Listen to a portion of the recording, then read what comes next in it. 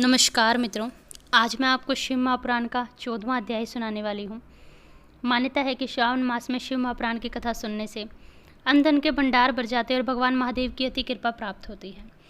ब्रह्मा जी कहते हैं, नारद, मैना के सामने महातेजस्विनी कन्या होकर लौकिक गति का आश्रय लेकर वह रोने लगी। उसका मनोहर रुदन सुनकर घर की सब स्त्रियां हर्ष से खिल उठी और बड़े वेग से प्रसन्नतापूर्वक वहां आ पहुंची। नील कमल दल के समान श्याम कांति वाली उस परम तेजस्विनी और मनोरम कन्या को देखकर गिरिराज हिमालय अत्यंत आनंद में निर्मग्न हो गई। तदंतर सुंदर मुहूर्त में मुनियों के साथ हिमवान ने अपनी पुत्री को काली आदि सुखदायक नाम दिए। देवी शिवा गिरिराज के भवन में दिनों दिन इस प्रकार बढ़ने लगी जैसा वर्षा के समय गंगा जल की राशि बढ़ती है और शरदकाल ऋतु में शुक्ल पक्ष में चंद्रमा की चांदनी बढ़ती है। सुशीलता आदि गुणों से संयुक्त तथा बंधुजनों की प्यारी उस कन्या को कुटुंब के लोग पार्वती नाम से पुकारने लगे। माता ने कालिका को उमा कहकर तप करने से रोका, इसलिए वह उमा नाम से भी प्रसिद्ध हुई। नारद, तदंतर विद्या के उपदेश का समय आया, तब शिवा देवी ने अपने चित्र को एकाग्र करके बड़ी प्रसन्नता के साथ श्रेष्ठ गुरु से विद्या प्राप्त की। पूर्व जन्म की सारी विद्याएं उनमें उसी क्षण आ गई जैसे ऋतुकाल में हंसों की पात अपने आप स्वर्ग के तट पर पहुंच जाती है और रात्रि में अपना प्रकाश सबते ही महाऔषधियों को प्राप्त हो जाता है। मुने, इस प्रकार मैंने शिवा की एक लीला का वर्णन किया है। अब अन्य लीलाओं का वर्णन करूंगा, सुनो। एक समय की बात है, तुम भगवान शिव की प्रेरणा से प्रसन्नतापूर्वक हिमालय के घर गए। मुने, तुम शिव तत्व के ज्ञाता और उनके लीलाओं के जानकारों में सबसे श्रेष्ठ हो। नारद, गिरिराज हिमालय ने तुम्हें घर पर आया देख तुम्हें प्रणाम किया, तुम्हारी पूजा की और अपनी पुत्री को बुलाकर उन्हें तुम्हारे चरणों में प्रणाम कराया। मुनीश्वर, फिर स्वयं भी नम्रतापूर्वक आपके चरणों में नमस्कार करके हिमालय ने अपने भाग्य की सराहना की और अत्यंत प्रेम से तुमसे कहा। हिमालय बोले, हे मुने नारद, हे ब्रह्मपुत्रों में श्रेष्ठ ज्ञानवान प्रभु, आप तो सर्वज्ञ हैं और कृपया पूर्वक दूसरों के उपकार में लगे रहते हैं। मेरी पुत्री की जन्म कुंडली में जो गुण दोष है उन्हें देखिए और मुझे बताइए, मेरी बेटी किसकी सौभाग्यवती प्रिय पत्नी होगी। ब्रह्मा जी कहते हैं, मुनि श्रेष्ठ, तुम बातचीत में कुशल और कौतुकी तो हो ही। गिरिराज हिमालय के ऐसा कहने पर तुमने कालिका का हाथ देखा और संपूर्ण अंगों पर विशेष रूप से दृष्टिपात करके हिमालय से इस प्रकार कहना आरंभ किया। नारद बोले, शैलराज और मैना, आपकी पुत्री चंद्रमा की आदि कला के अंगों की शोभा बढ़ाती है। यह अपने पति के लिए सुखदायिनी होगी और माता और पिता की कीर्ति को बढ़ाएगी। संसार की सब नारियों में श्रेष्ठ, परम साध्वी और सब जनों को महान आनंद देने वाली होगी। गिरिराज, तुम्हारी पुत्री के हाथ में सब उत्तम लक्षण है, केवल एक ही रेखा विलक्षण दिखाई पड़ती है। उसका यथार्थ फल सुनो। इसे ऐसा पति प्राप्त होगा जो योगी, नंग धड़ंग रहने वाला, निर्गुण और निष्काम होगा।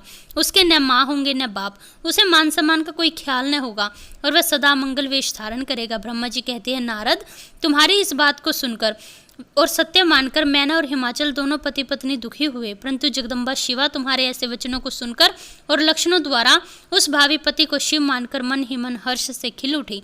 नारद जी की बात कभी छूटी नहीं होती। यह सोचकर शिवा भगवान शिव के युगल चरणों में संपूर्ण हृदय से अत्यंत स्नेह करने लगे। नारद, उस में मन ही मन दुखी हो हिमवान तुमसे कहने लगे, मुने, उस रेखा के फल को सुनकर मुझे बड़ा दुख हुआ है।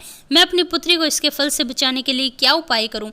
मुने, तुम महान कौतुक करने वाले हो और वार्तालाप विषाद से हिमवान की बात सुनकर अपने मंगलकारी वचनों द्वारा उनका हर्ष बढ़ाते हुए तुमने इस प्रकार कहा। नारद बोले, गिरिराज, तुम स्नेहपूर्वक सुनो, मेरी बात सच्ची है, वह झूठी नहीं होगी।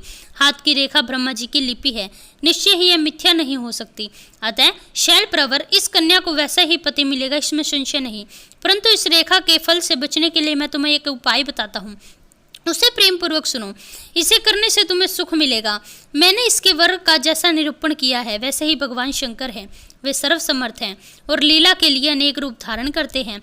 उन्हें समस्त कुल लक्षण सद्गुणों के समान हो जाएंगे।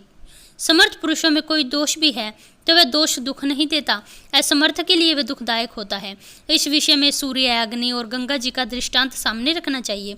इसलिए तुम विवेकपूर्वक अपनी कन्या को भगवान शिव के हाथों में सौंप दो। भगवान शिव सबसे प्रभावशाली हैं, सबके ईश्वर हैं, सबके सेव्य हैं, निर्विकार हैं, समर्थशाली हैं और अविनाशी हैं। वे जल्द ही प्रसन्न हो जाते हैं।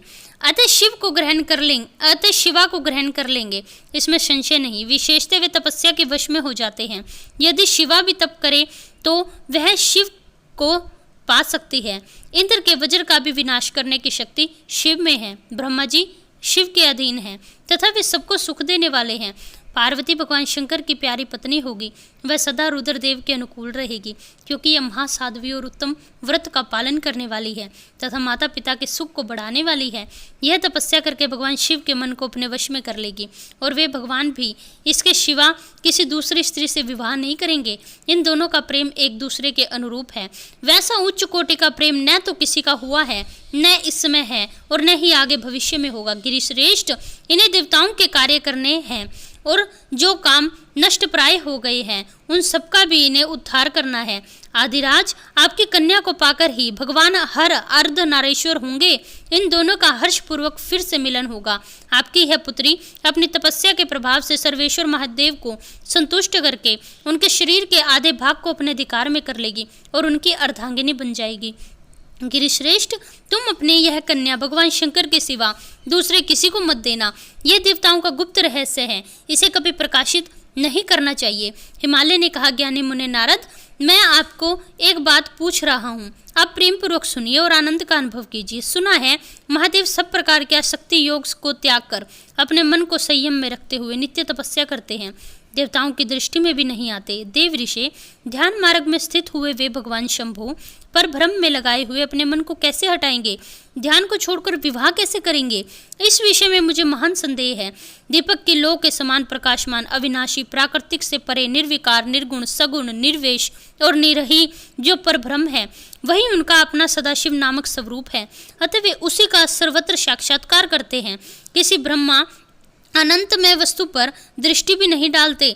मुने, यहाँ आए हुए किन्नरों के मुख से मैंने उनके विषय में ऐसी बात सुनी है। क्या यह बात मिथ्या है? विशेषतः यह बात भी सुनने में आती है कि भगवान हर ने पूर्व काल में सती के समक्ष एक प्रतिज्ञा की थी। उन्होंने कहा था, दक्ष कुमारी प्यारी सती, मैं तुम्हारे सिवा किसी दूसरी स्त्री का कभी वरण नहीं करूंगा। यह मैं तुमसे सत्य कहता हूँ। इस प्रकार सती के साथ उन्होंने पहले प्रतिज्ञा कर ली है। अब सती के मर जाने पर वे दूसरी स्त्री को कैसे ग्रहण कर लेंगे? यह सुनकर तुम नारद ने कहा, महामते गिरिराज, इस विषय में तुम्हें चिंता करने की आवश्यकता नहीं है। तुम्हारी यह पुत्री काली ही पूर्व काल में दक्ष कन्या सती हुई थी। उसी समय इसी का सदा सर्व मंगलदायी सती नाम था। वे सती दक्ष कन्या होकर रुद्र की प्यारी पत्नी बनी। उन्होंने पिता के यज्ञ में अनादर पाकर और भगवान शिव का अपमान सुनकर क्रोधपूर्वक अपने शरीर को त्यागा था। वे ही सती फिर तुम्हारे घर में उत्पन्न हुई है। तुम्हारी पुत्री साक्षात जगदम्बा शिवा है। यह पार्वती भगवान हर की पत्नी होगी, इसमें संशय नहीं है। नारद की ये बातें सुनकर हिमवान को बहुत संतोष हुआ। पार्वती का वह स्वरूप और चरित्र प्रीति को बढ़ाने वाला है। काली के उस संपूर्ण पूर्व वृत्तांत को तुम्हारे मुख से सुनकर हिमवान और उनकी पत्नी पुत्री सहित संदेह से रहित हुए। इसी तरह तुम्हारे मुख से अपनी उस पूर्व कथा को सुनकर काली ने लज्जा के मारे मस्तक को झुका लिया और उसके मुख पर मंद मुस्कान की प्रभा फैल गई। गिरिराज, हिमालय पार्वती के उस चरित्र को सुनकर उसके माथे पर हाथ फेरने लगे। उसके मस्तक को सूंघकर उसे अपने पास आसन पर बिठा लिया। नारद, इसके पश्चात तुम उसी क्षण प्रसन्नतापूर्वक स्वर्गलोक को चले गए और गिरिराज हिमावन भी मन ही मन आनंद से युक्त हो अपने सर्व संपत्तिशाली मनोहर भवन में प्रविष्ट हो गए। यहाँ शिव महापुराण कथा का 14वां अध्याय समाप्त होता है। यदि आप ऐसी ही कथाएं और सुनना चाहते हैं तो आप मेरे चैनल को सब्सक्राइब करें, वीडियो को लाइक करें, हंसते रहें, मुस्कुराते रहें, अपने और अपने परिवार वालों का ध्यान रखें। भगवान महादेव की कृपा आप सभी पर बनी रहे। हर हर महादेव।